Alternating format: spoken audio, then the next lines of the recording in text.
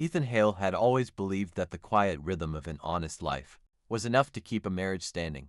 He was not a man of grand gestures or melodramatic declarations. He built his world on small, steady bricks, warm breakfasts before work, handwritten notes in lunchboxes, the kind of conversations that wander lazily into the early hours of the morning. To him, love was consistency, not spectacle. But consistency, he would learn, could be mistaken for complacency.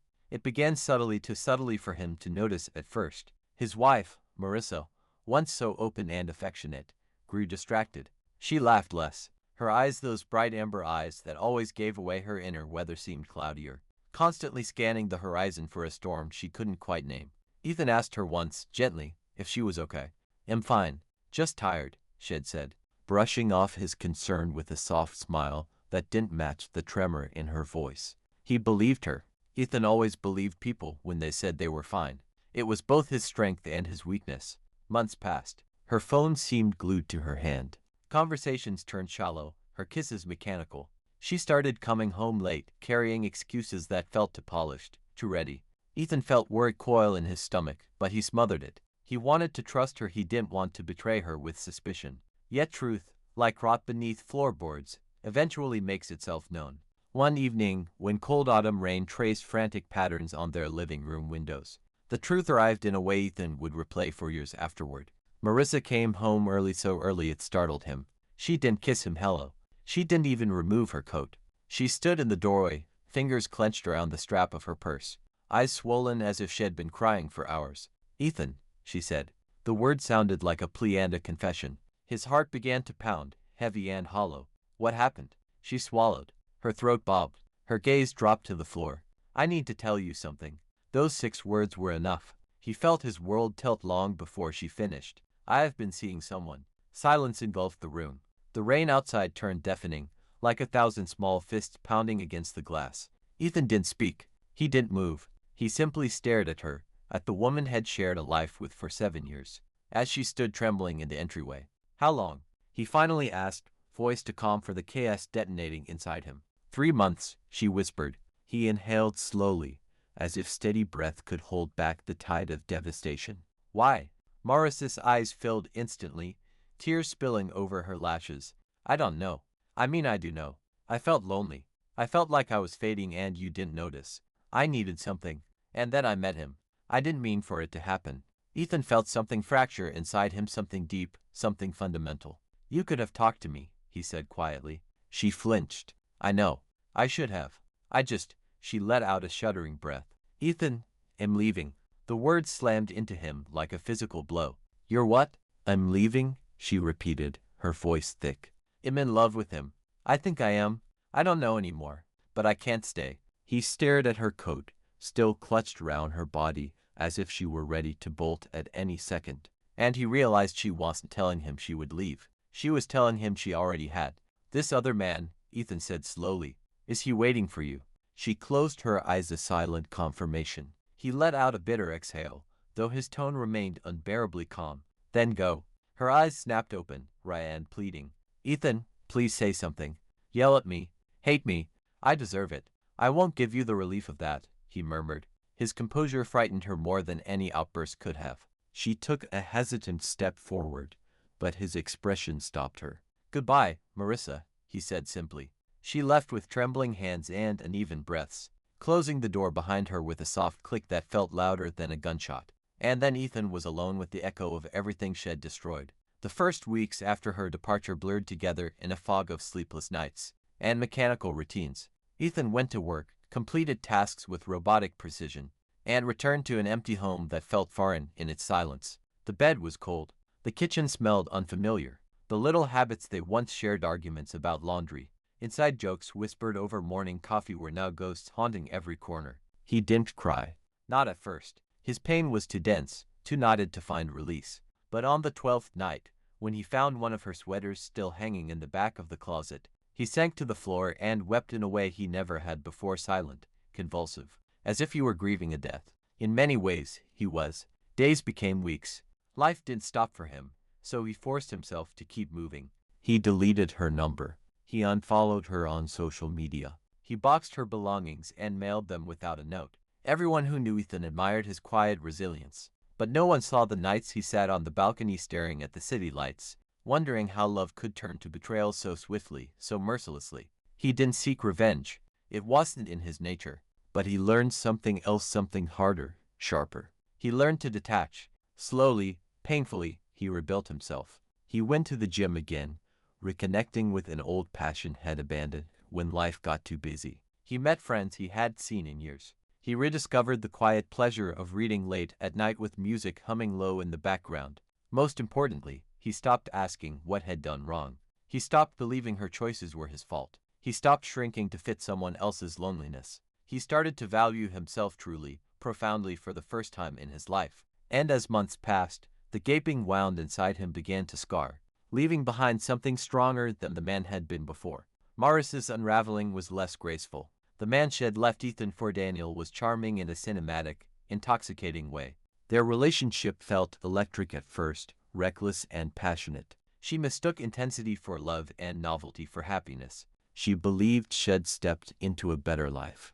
But reality arrived with brutal clarity. Daniel liked winning, not keeping. He adored attention, not commitment. He wanted what he couldn't have once he had it. He grew bored. Arguments replaced passion. Cold silences replaced promises. And eventually, Daniel replaced her. He ended things abruptly, leaving Marissa stunned and unmoored, staring at the remnants of a life she'd shattered for nothing. She moved into a small studio apartment, her savings drained, her confidence eroded, her social circle thinned by embarrassment and shame. She tried dating casually, but every conversation left her emptier. And at night, every night she thought of Ethan. Not because she suddenly realized his worth, but because she realized hers had vanished. Loneliness gnawed at her until she finally did what she once swore she'd never do. She reached out to him. It started with a message. "Ethan, can we talk? Please. Just once." He didn't reply. She tried again the next day. "I'm sorry. For everything. Can we meet?" Silence. 3 days passed before she gathered the courage to call him. His number, once a familiar melody, now felt like an instrument she no longer knew how to play. When he didn't pick up, she left a voicemail, voice trembling. "Ethan, I miss you. I know I don't deserve anything from you, but please just talk to me." This time, Ethan listened, but he didn't call back. Instead, he sat quietly on his balcony, phone in hand, feeling an unexpected calm wash over him. Not anger, not satisfaction, just clarity. He had moved forward. She had spiraled backward. And for the first time, the scales felt balanced. The 16th of November 2025, 10:13. He wasn't interested in cruelty. He didn't seek vengeance. But he realized something important. Marissa needed closure. He needed liberation. And he could offer one without sacrificing the other. Ethan typed a short reply. "We can meet. Tomorrow? 6 p.m. at the Cough on Pine Street." It was time. Not for revenge in the way movies portrayed it, loud, dramatic, explosive, but for something far more powerful. A quiet reckoning. A gentle but irreversible shift. A moment where he would stand tall while she faced the consequences of her choices. A sweet, elegant justice where he remained morally above the wreckage she had created. Where he finally claimed the dignity he'd always deserved. Marissa arrived at the Cough on Pine Street 20 minutes early, though she hadn't planned to. Anxiety propelled her, pulling her out of her apartment long before she was ready. She spent half of the walk rehearsing what she would say and the other half convincing herself she had the right to say anything at all. When she reached the Cough, a small place with warm lighting and potted vines curling around the windows, she chose the table in the far corner, the one half hidden behind a bamboo divider. It offered privacy, safety, distance. She needed all three. She ordered a chamomile tea she didn't want, wrapping her hands around the warm cup to steady her trembling fingers. She wondered what Ethan would look like now, whether his eyes would be colder, whether he'd lost weight, whether he hated her.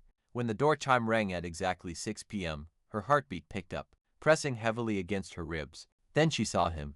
Ethan looked different, not unrecognizable, but undeniably changed. He carried himself with a calm self-possession she had never noticed before. His posture was straighter, his gaze steadier, his clothes sharper and more intentional. He moved with quiet confidence, not arrogance. And yet that confidence hit her harder than anger would have. She had expected a broken man. She found a rebuilt one. When his eyes met hers, there was no bitterness, no warmth, just a polite neutrality that struck her like a slap. She had braced herself for resentment, for the emotional debris of what she had left behind. She hadn't prepared for indifference. Ethan approached the table. Marissa. She swallowed. Hey. He sat across from her with a small nod. No smile. No hostility. Just calm. It unnerved her. Thank you for coming, she began quietly. You asked, he replied, his tone even. I'm willing to listen. There was no accusation, no dramatic flair. Just clarity. A cold, clean mirror held up to her. She fidgeted with the teacup, then set it down when she realized her hands were shaking. I don't know where to start. How about the truth? He suggested. Marissa winced. I was afraid you'd say that. It's all I ever wanted, Ethan said. The simplicity of the statement crushed her more than any confrontation could have. She inhaled shakily. I made a mistake. A huge one. I didn't understand what I had until it was gone. He didn't respond, so she continued. After I left, things didn't go like I thought they would. Daniel wasn't what I imagined. I thought he would fill a void I felt. But he made it worse. Everything fell apart, and I kept thinking about you. About us. About how I ruined everything. She felt her throat tighten, tears prickling behind her eyes. I'm sorry, Ethan. Truly, I know I hurt you. I know I don't deserve forgiveness, but I needed to tell you that I regret what I did every single day. The silence that followed stretched long and thin, like a thread about to snap. Ethan finally spoke. Thank you for saying that. It wasn't forgiveness. It wasn't reconciliation. It was acknowledgement. Nothing more. Marissa blinked, startled by how composed he was. Do you hate me? No. I don't think hate would serve either of us. She exhaled in relief, then froze when he continued. But I don't love you anymore, Marissa. The words were gentle, not cruel, but they were final. Heavy, irreversible. Her breath caught. She looked away, nodding slowly as a tear slipped down her cheek. I figured. I just hoped that wounds could heal the same way they were made. His tone was soft, not mocking. She sniffed. I guess that was unrealistic. Not unrealistic, he corrected. Just not how it worked for me. She studied him. The man sitting across from her wasn't the passive, endlessly forgiving Ethan she remembered. He was deliberate now. Grounded. He had built walls, not angry walls, but healthy ones. Walls she had no right to ask him to lower. But you agreed to meet, she said weakly. So I thought maybe I agreed to meet, he cut in gently. Because I needed to close this chapter. Properly. With honesty, not abandonment. She nodded again, wiping her cheek. I understand. I do. And am so sorry for not giving you that. Ethan folded his hands on the table. I appreciated your message. It took courage to send it. But Marissa, I'm not the same person you left. She stared at him, absorbing his words like cold water soaking cloth. He continued, I spent months rebuilding my life. My confidence, my sense of self-worth. It wasn't easy. But I'm finally in a place where I can look at you without pain. He paused, his voice steady, and without longing. Her lips parted slightly. A quiet sound escaped her, half sob, half breath. She felt the consequences of her choices press into her like thorns. Ethan, she murmured, I didn't come here expecting you to take me back. I mean, I hoped, yes, but I didn't expect it. She looked down at her hands, knuckles white. I just wanted to know if you're okay. I'm better than okay, he said. I'm doing well. I found stability again. I found peace. The word cut her sharply. Peace. Something she hadn't felt in months. She choked out a shaky laugh. I guess I hoped you'd be miserable without me. His eyebrows lifted ever so slightly, not from insult, but from honesty. I know, she whispered. I know how selfish that sounds, but I needed to believe that losing me meant something. Ethan leaned back, his expression neither pitying nor cold, just real. It did, he said. It meant a lot. It changed me. It forced me to face things I'd ignored. It made me stronger. Then he added, gently, but it didn't break me. Marissa covered her mouth with her hand as more silent tears fell. Something inside her shattered, not the same something that had broken in Ethan months ago. This was different. This was the sharp, unbearable awareness of loss. True loss. Not the dramatic kind she had once romanticized. Not the kind that came with yelling, chaos, or burning bridges. But the quiet kind. The kind where the door doesn't slam, it simply closes. Softly. Finally, the conversation shifted after that.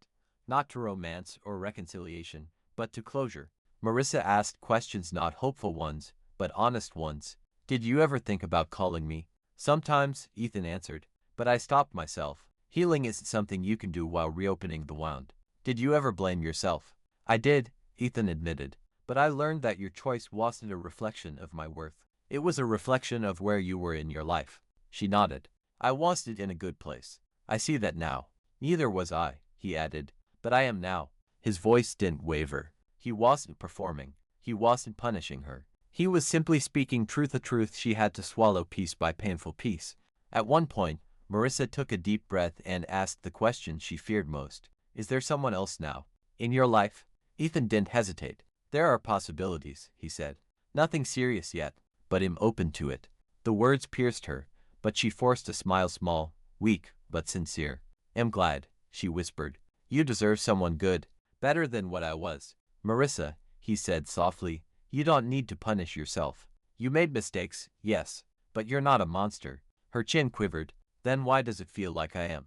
Because guilt can be loud, he replied. But guilt is a teacher, not a prison. The sentence landed with unexpected weight. She pressed her palm to her eyes, breathing deeply, as if his kindness hurt her more than cruelty would have. She whispered, You're different. I hope so, he said with a faint smile. I worked hard for that. She lifted her gaze to him, and for the first time, she fully saw the transformation, the strength beneath the calm. The quiet wisdom replacing old insecurities. He had grown. She had collapsed. And that was the difference between them now. The sky had dimmed outside the cough windows, the street lamps flickering to life. A soft golden glow washed over the room as other patrons chatted, unaware of the emotional surgery happening in the corner booth. Ethan glanced at the time. I should get going. Marissa nodded quickly. Yes, of course. I don't want to keep you. He rose from his seat. She followed, her legs unsteady. Thank you, she said softly, for meeting me, for listening. You deserved honesty, he replied. She hesitated. Ethan, is there any chance we could at least be friends someday? Not now, but someday. He looked at her for a long moment. Then, with gentle finality, he said, No. She inhaled sharply, pain flickering across her features. I don't mean that out of anger, Ethan added, but some chapters shouldn't be reopened, not even as friendship. We both need to move on. Separately. Her lips trembled, but she nodded. I understand.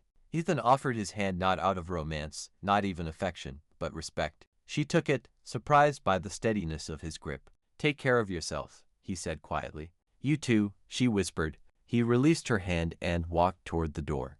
Marissa watched him leave, watched his figure disappear into the evening air, calm, composed, whole. Her breath hitched. She sank back into the chair, covering her face with both hands as tears finally cracked through her control. She realized, with brutal clarity, that the man she had left was gone, and the man had become didn't need her anymore. Outside, Ethan breathed in the cool night air.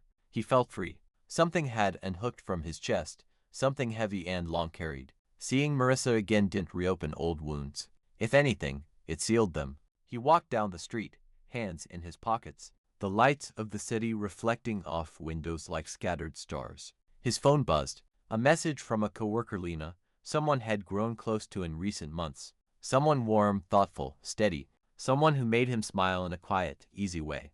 Did your meeting go okay? Want to grab dinner after? Immerse. Ethan looked at the message for a moment. Then he typed back, Yeah, it went well. Dinner sounds good. Where should we meet? As he hit send, he realized something profound. The sweetest revenge wasn't anger. It wasn't punishment. It wasn't making someone suffer. The sweetest revenge was healing, moving on, growing stronger, living well. Marissa would face the consequences of her choices not through Ethan's cruelty, but through the contrast between what she had lost and who he had become.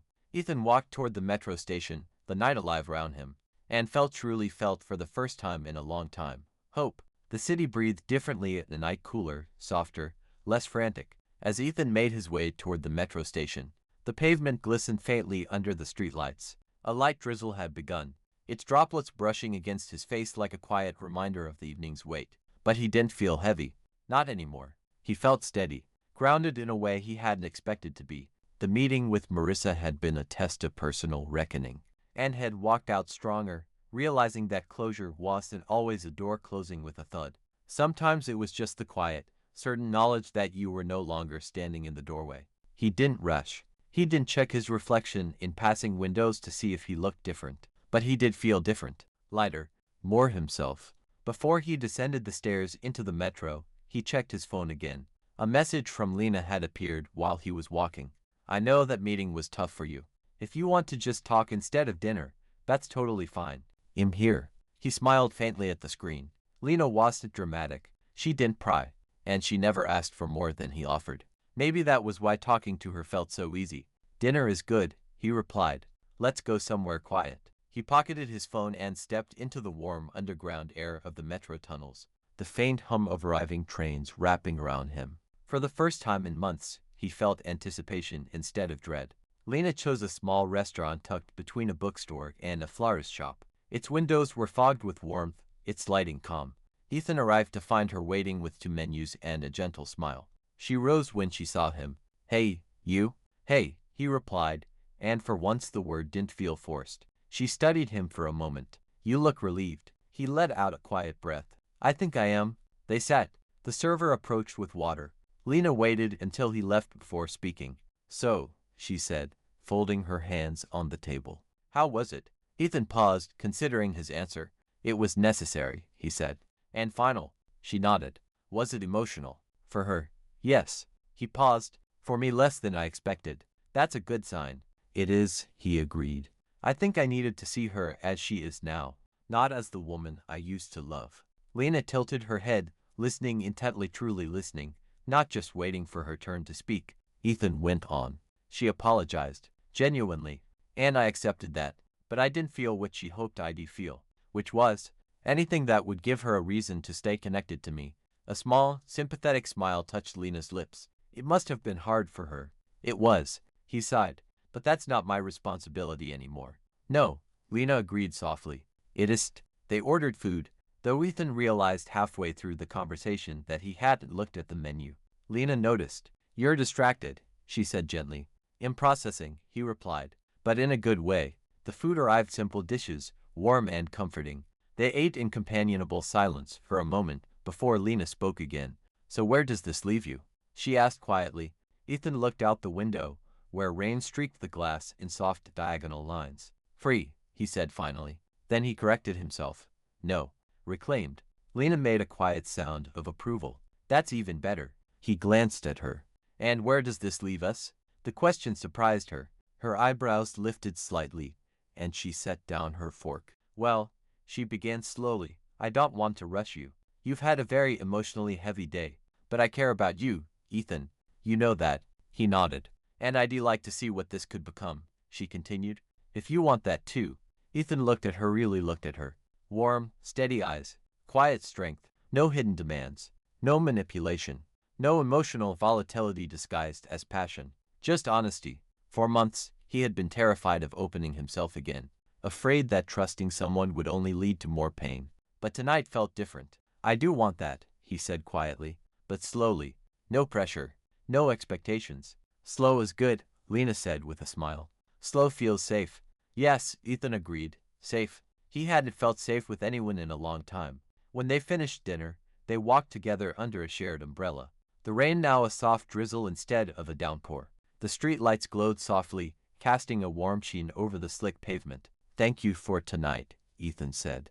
Thank you for letting me be part of it, she replied. He hesitated, then leaned in and kissed her gently on the cheek. She smiled, eyes warm. It wasn't a promise. It wasn't a declaration. It was a beginning. They parted at the metro, and Ethan rode home feeling something he hadn't felt in nearly a year. Hope that didn't scare him. Marissa, meanwhile, returned to her apartment slowly, as if each step through the city were weighted. She stopped twice, once on a bridge overlooking the river, and once in front of a mural she'd passed 1,000 times but never really seen. The world felt harsher tonight, sharper, as though the city itself were reflecting her inner state. She unlocked her apartment and stepped into the small, dimly lit space. The silence hit her hard. She kicked off her shoes, dropped her purse onto the couch, and sank to the floor with her back against the wall. She sat there for a long time. The evening replayed in her head, scene by scene, each one cutting deeper. Ethan's calm, his strength, the painful gentleness of his words, the undeniable reality that he had moved on while she had collapsed inward. Every part of her wanted to scream, to cry, to bargain with fate, but there was no bargaining left to do. She had gambled everything, and lost. A quiet sob escaped her, followed by another. She pressed her face into her hands, knees drawn to her chest. Her shoulders shook. She wasn't crying for the man she'd betrayed. She was crying for herself, for the woman she used to be and the one she couldn't recognize now. Her phone buzzed once. She ignored it. It buzzed again, and again. Finally, she reached for it. 3 messages from an unknown number appeared. Marissa, I heard what happened with Daniel. Listen, if you need company tonight, I'm around. No strings attached. She stared at the words, feeling a wave of disgust roll through her. This was what her life had become. Shallow offers, temporary comfort, meaningless connections. She blocked the number. Then, almost without thinking, she opened her gallery, scrolled, found an old photo of her and Ethan at the beach. Sunlight on their faces, wind tussling her hair as he held her close. She touched the screen. I'm sorry, she whispered into the empty room. I'm so sorry, but apologies, she knew, couldn't rebuild burned bridges, nor could they resurrect dead gardens. The consequences of her choices didn't come with dramatic punishments. No, they came with quiet emptiness, a hollow space where love used to be, a life she had broken with her own hands. And the worst part, the part that ached deep in her chest, was this. Ethan had forgiven her, and his forgiveness meant she had no chains left to pull, no excuses, no illusions. He had walked away because he had grown.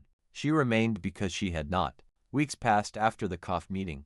The seasons shifted, winter creeping in with cold mornings and pale sunlight. Frost gathered on windows.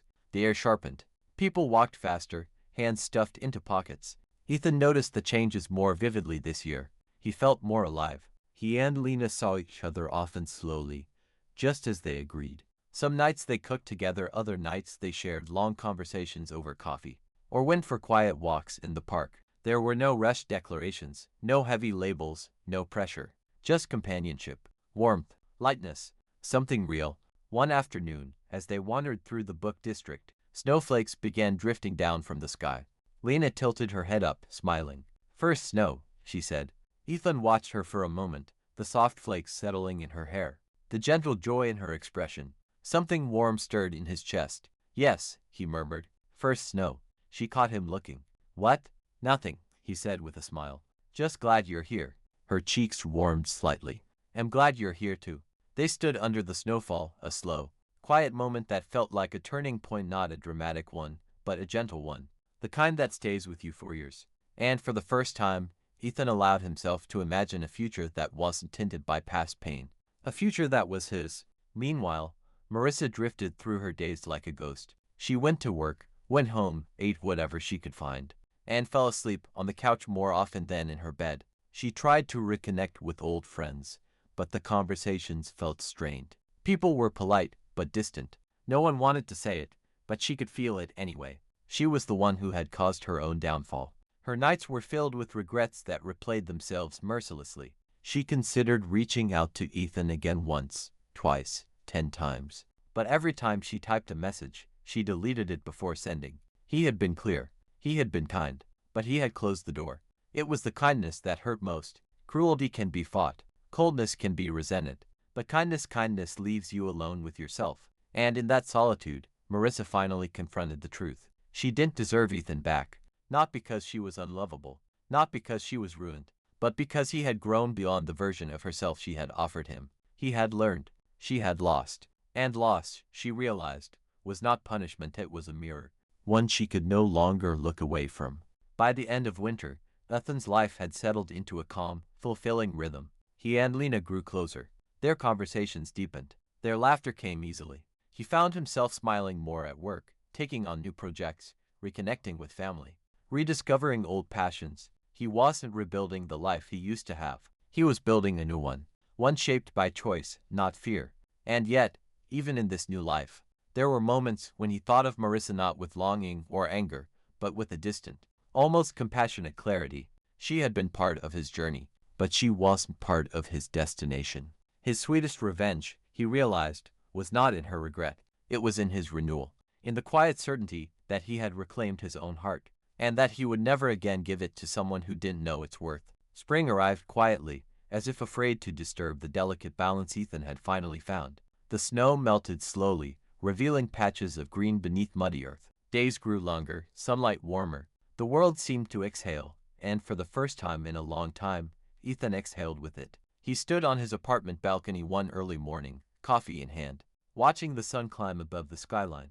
The city felt alive, not chaotic alive. Birds nested in the trees below, and the faint hum of morning traffic drifted through the air. His phone buzzed on the table behind him. Lena. Good morning, smiley face. Are you still on for lunch today? Ethan smiled softly, almost without realizing. Ethan. Of course. Looking forward to it. He pocketed the phone and took another sip of coffee. His life wasn't perfect. It wasn't cinematic or extraordinary. But it was his. And after months of rebuilding, that felt like enough. At work, the office buzzed with the usual clatter of keyboards, low hums of conversation, and occasional laughs echoing across the cubicles. Ethan settled into his desk, reviewing the day's agenda. Meetings, deadlines, a presentation he needed to finish. Normal things. Stable things. That stability had become a quiet treasure. Morning, Hale. His coworker, Mark, appeared beside him, coffee in hand. You look unusually awake. Don't tell me you've become a morning person. Ethan smirked. Spring does that. Huh? Mark narrowed his eyes playfully. Or maybe someone else does that. Ethan shook his head, chuckling. It's not like that. Sure, Mark said, drawing out the word. Whatever you say. But there was no teasing edge, no pressure. Just friendliness. And that, Ethan realized, was another sign of healing. Nothing felt like a threat anymore. Not even vulnerability. Lunch with Lena was warm and effortless, as always. They met at a small outdoor cafe near the river, where tables were shaded by large umbrellas and the breeze carried the scent of fresh water and blooming trees. Lena waved when she saw him, and the way her face brightened made something settle comfortably in his chest. You made it, she said as he sat. You sound surprised. I'm always surprised when people are on time, she laughed. They ordered salads, sandwiches, and iced tea. Their conversation drifted easily: work, books, little jokes, plans for the weekend. Nothing heavy, nothing complicated. At one point, Lena leaned forward slightly, lowering her voice. So how have you been feeling since the meeting with Marissa? You haven't talked much about it. Ethan took a moment to think. I haven't really needed to talk about it. Is that good? He nodded. It is. I think I finally let go of it. Or maybe I let go of her. Or the version of myself who was still holding on. Lena smiled, relieved. I'm glad. You deserve peace. She said it so simply, as if it were obvious. As if peace was something anyone should expect, not something rare or fragile. Thank you, he said quietly. She took a sip of her drink, then hesitated. Can I ask something else? Of course. Do you ever think you'll forgive her fully? Not for her, but for yourself. Ethan watched a cyclist pass along the river path, a small dog running alongside. Finally, he said, I think I already have. Lena's eyebrows lifted. Really? Yes. He shifted in his chair. I don't feel anger anymore. I don't feel wounded. I don't even feel nostalgic. I just feel done. And she'll need more time to forgive herself, he said quietly. But that's her journey, not mine. Lena nodded thoughtfully. That's a very healthy perspective. Ethan chuckled softly. It wasn't always. I know. He looked up. Do you? Lena smiled again, a little ruefully. I've seen enough people struggle through breakups, my own included. Healing is a messy process. You've been patient with me through all of it, Ethan said. Her eyes softened. I wanted to be. Their conversation paused, not in awkwardness but in understanding. For a moment, they simply existed together in gentle silence. And Ethan realized something. He wasn't afraid of what this could become anymore.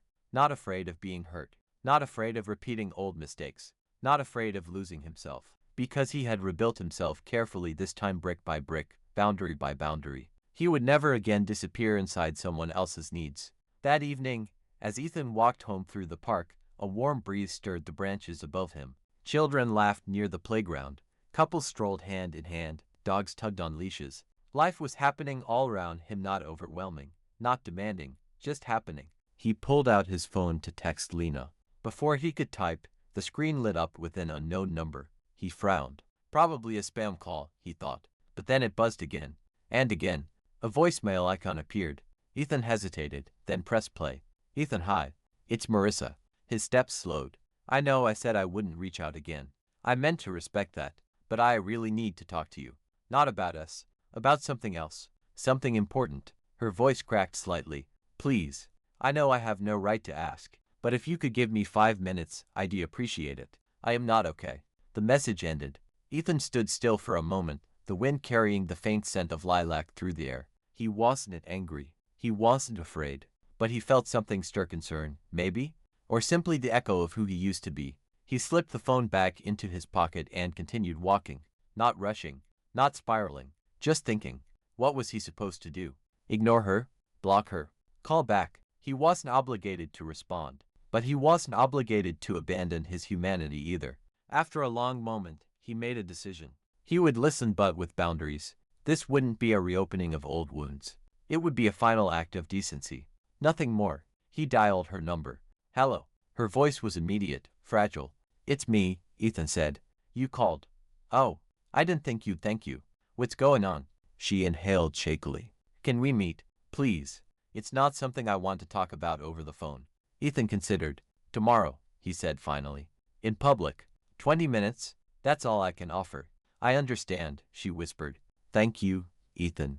Really? He nodded, though she couldn't see it. Take care. He hung up. The moment he did, he felt Lena's presence flicker across his mind like a soft light. He had nothing to hide, nothing to fear, nothing to prove. This wasn't a step backward. It was a step toward final neutrality. Closure wasn't a single moment. It was a series of choices, and he was making the right ones. The next day, Ethan met Marissa at a bench in a small botanical garden near the river. Spring flowers had already bloomed, yellow tulips, purple hyacinths, the sweet scent of cherry blossoms drifting through the air.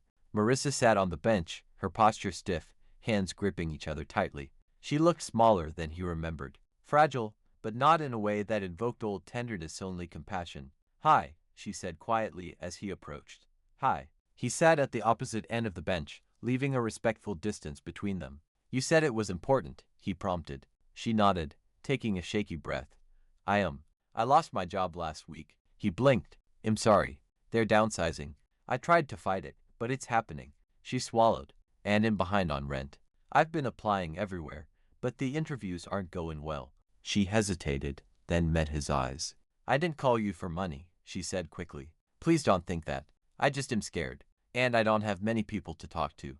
I just needed to say it out loud. Ethan exhaled slowly. This wasn't manipulation. This wasn't desperation aimed at him. This was honesty. And he respected that. I'm sorry you're going through this, he said. Yeah. She forced a weak smile. It's been rough. He nodded.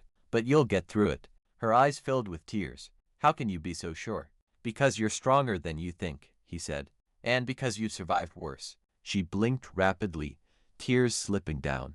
You're kinder than I deserve, and kinder than you expect, Ethan said, but not kinder than I am. She let out a small, broken laugh. You're a better person than I was to you. I'm a different person now, he corrected.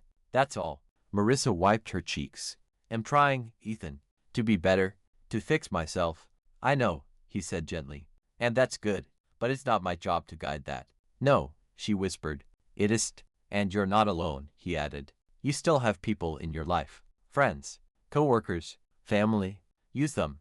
Lean on them. Let them help you. Marissa closed her eyes. I'm sorry for calling you. I shouldn't have. It's okay, Ethan said. We all need a moment of human connection sometimes. She nodded, breathing shakily. Thank you, she whispered. Ethan stood. Take care of yourself, Marissa. Truly.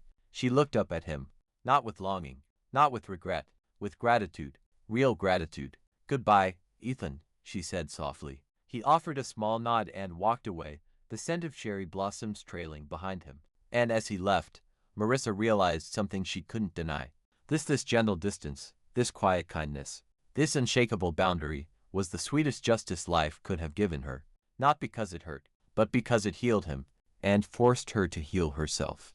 That evening, Ethan met Lena again. She asked how the meeting went. He told her calmly and honestly. She listened, nodded, and simply took his hand. No jealousy, no insecurity, no drama, just steadiness. You okay? She asked. He smiled softly. Yeah, I think that was the final step. And now, he said, squeezing her hand gently, I'm really ready for whatever comes next. Lena smiled back, and for the first time, Ethan felt his future open, not like a door to the past, but like a path forward. Clear, quiet, bright. The morning of the company's annual conference was bright but cool. Sunlight stretching across the polished floors of the hotel lobby like liquid gold. Ethan stood among a sea of professionals, the steady buzz of voices and clinking coffee cups forming a backdrop to his thoughts. He adjusted the strap of his satchel, breathing in deeply. This wasn't just another work event. It was a symbolic moment. A year ago, he would have walked into a room like this feeling like an imposter, too fragile, too uncertain, too tangled in his private wounds. Today, he stepped in as someone rebuilt, still humble, still quiet, but grounded in a way had never been before. He found his name tag on the registration table. Ethan Hale, Senior Project Lead. A recent promotion. A quiet triumph. Ethan. Mark waved him over from the hallway, holding 2 cups of coffee. You need caffeine before you drown in this corporate swamp. He accepted the cup with a grateful smile. Thanks. You're a good man. That I am. And also very tired. Mark yawned. You nervous about the panel later? Not really, Ethan said, then paused. Actually no, not at all. Mark stared at him. Who are you and what have you done with Ethan Hale?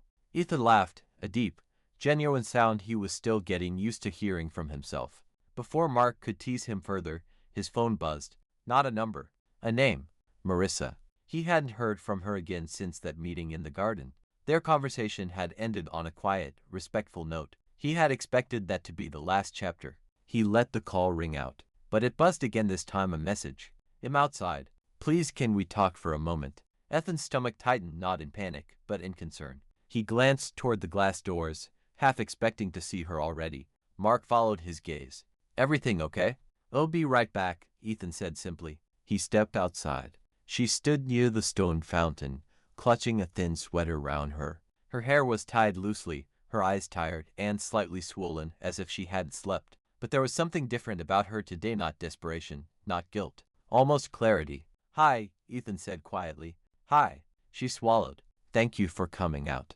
I know this is a bad time. I have a few minutes, he said. What's going on? She hesitated, arms tightening around herself. I didn't come to ask for anything. I promise. I just needed to give you something. She reached into her bag and pulled out a small envelope. Ethan didn't touch it yet. What is it? A letter. The last one, she said. Not romantic, not hopeful, just honest. She stepped closer but kept a respectful distance. I won't make you read it right now, but please read it. Later, when you're alone. Ethan nodded once. Okay. Marissa exhaled shakily. I also wanted to say something in person. Something I should have said a long time ago. Ethan remained silent, giving her space. I know you think I'm trying to crawl back into your life, she said quietly. But I'm not. I know that door is closed. I know I closed it myself. I just wanted to tell you that you were right. About what? Ethan asked gently. About me needing to work on myself. Her chin trembled. I started therapy. Properly this time. Not the 3 sessions and in fine kind. I'm trying to understand why I hurt the person who cared about me most. Why I chose the path of destruction as if it was the only road I deserved. Ethan felt a quiet pain, not sadness, not guilt. Compassion. I'm glad you're getting help, he said sincerely. She nodded, wiping her eyes. I also wanted to thank you for listening that day, for not being cruel, for not throwing my mistakes in my face, for treating me like I was still human, even when I didn't feel like one. A long, fragile silence stretched between them. Finally, she whispered, I'm sorry, Ethan, not just for what I did to us, but for the person I was when I did it. Ethan's voice was steady. I forgave you. I know, she whispered. That's why this hurts in a way I never expected. She managed a small, broken smile. You became exactly the man I always thought you were, and I became someone I barely recognize. She stepped back. I won't reach out again, she said. This is goodbye. For real this time. Ethan nodded. Goodbye, Marissa. She left quietly, disappearing into the crowd like a fading echo. Ethan looked down at the envelope in his hand. It felt light, almost insignificant, a symbol of closure that no longer felt heavy or sharp. Just finished. The conference went smoothly. Ethan spoke on the panel with confidence, earning more than a few compliments from colleagues and strangers alike. Even Mark seemed impressed. That was actually really good, man, he said. Thanks. Later, as the crowds thinned, Ethan found a quiet corner to sit for a moment. He pulled out the envelope. His fingers hesitated. Then he opened it. The letter was written in her familiar handwriting, curved, slightly rushed, emotional even on paper. He read silently. Ethan, I don't expect forgiveness because you've already given it to me. What I want to give you is something else. Honesty without the hope of reward. When I left you, I thought I was chasing freedom. I thought passion and excitement were the cure for the emptiness I felt inside. I didn't understand that the emptiness was mine, not yours, not ours. You were steady. You were kind. You were loyal in a way that scared me, because I didn't know how to accept something so stable without feeling like I had to destroy it to understand it. You loved me the way healthy people love. I loved you the way broken people love, through fear and confusion and impulsive choices. You deserve better. You still do. Please don't let what I did make you afraid of being vulnerable again. Don't let it make you colder. Don't let it teach you the wrong lesson. Because the truth is, Ethan, you didn't fail. I did. And sometimes the kindest people become collateral damage of other people's storms. I hope the next person you love knows what they have. And I hope you let yourself be loved the way you always tried to love me. Thank you for being the best part of a chapter I ruined. Goodbye, Marissa. Ethan closed the letter and folded it slowly. Not a single tear came. Not a single ache twisted inside him. Just a quiet exhale. The chapter wasn't just closed. It had dissolved into memory, soft, painless, distant. He placed the letter back into the envelope and tucked it into his bag, not as a keepsake, but because throwing it away immediately felt too abrupt. Later, he would decide what to do with it. But for now, he stood up and stepped outside into the cool evening air. The sky had turned a dusky lavender, city lights flickering on one by one like stars awakening. And there, on the walkway near the entrance, stood Lena. Her hair was caught in the breeze, her coat wrapped loosely around her. She smiled when she saw him. "There you are," she said. "Everyone was looking for you." "Sorry," Ethan said softly. "Had to step out for a minute." She approached, her expression warm but perceptive. "You okay?" He nodded. "Better than okay." Lena studied him for a moment, as if confirming the truth of that statement in the subtle shifts of his posture, the quiet steadiness in his eyes. "What happened?" she asked. "Closure," Ethan said. "For real this time." Lena hesitated, then reached forward and took his hand slowly, giving him space to pull away. He didn't. They walked down the quiet street together, the last glow of sunset fading behind the buildings. After a few minutes, she asked, "Do you feel lighter?" Ethan smiled. "I do." "Good," she whispered. He glanced at her, the lamplight catching the soft curve of her cheek. "Lena, I'm ready," he said simply. "For what?" she asked gently. "For something new." Her breath caught slightly, not in surprise, but in something like hope. She squeezed his hand. "Then let's walk forward. Slowly. No rush." "Slow is good," Ethan agreed.